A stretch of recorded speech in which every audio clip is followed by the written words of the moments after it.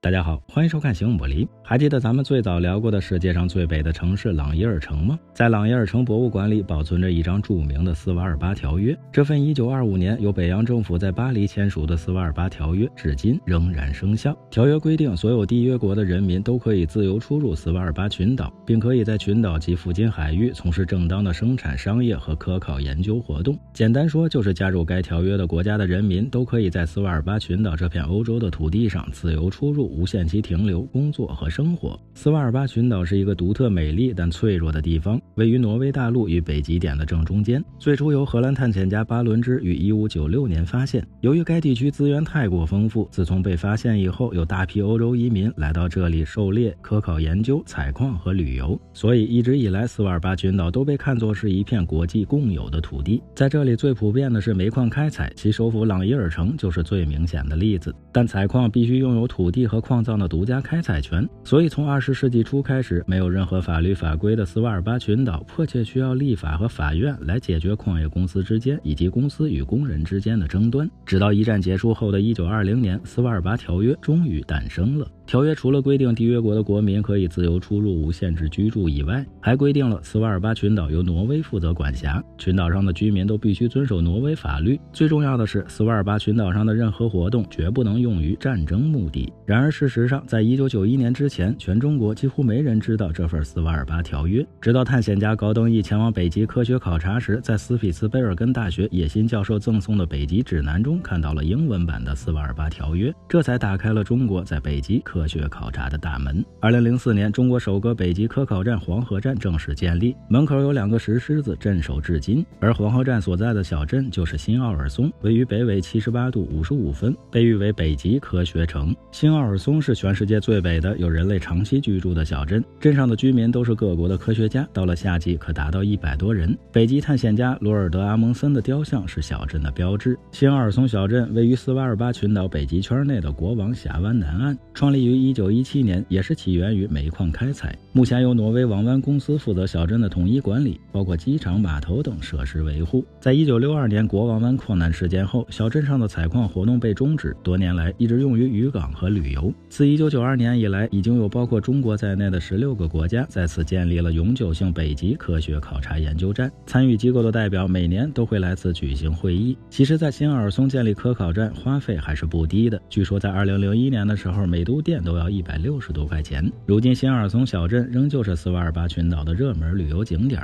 小镇上有一座全世界最北的邮局和纪念品商店，运气好的游客可以从这里寄出明信片。另外还有一座世界上最北的火箭发射场。奥尔松小镇很小，10几分钟就可以走遍，但如果想要离开定居点，所有人都必须携带枪支，以避免遭遇熊出没。由于地处北极苔原地区，这里植被贫瘠，易受伤害多为第一，所以该地区的哺乳动物经常会闯入游客的视线，包括拥有美丽大角的斯瓦尔巴驯鹿、冰雪聪明灵动可爱的北极狐，以及北极的百兽之王北极熊。虽然斯瓦尔巴条约允许咱们自由出入，但实际上去往朗伊尔城和新奥尔松都要从挪威起飞，所以还是要有申根签，算上往返则需要2次以上。如果有机会来到新奥尔松小镇，千万别忘了去咱们的黄河站与石狮子合个影哦。最后提示一下，在斯瓦尔巴群岛还有一座世界10大必访鬼城之一的前苏联鬼城，那咱们下期继续吧。来次旅行找一点姿势，有什么问题请留言，欢迎转发点个赞。最后别忘了下期内容更精彩，我们形影不离。